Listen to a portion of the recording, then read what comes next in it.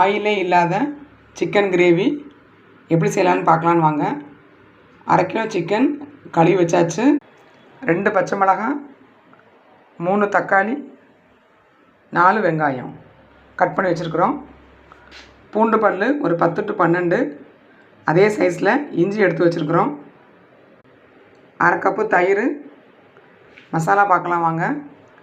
1 teaspoon உப்பு, 1 teaspoon chilli powder, 1/4 teaspoon garam masala, 1/4 teaspoon மஞ்சள், 1/2 teaspoon ஜீரக பவுடர். அவ்வளோதாங்க.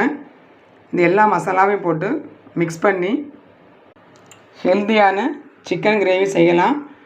இந்த வீடியோடைய ஃபுல் லென்த்து வீடியோவுடைய லிங்க்கு டிஸ்கிரிப்ஷன் பாக்ஸில் போடுறோம்.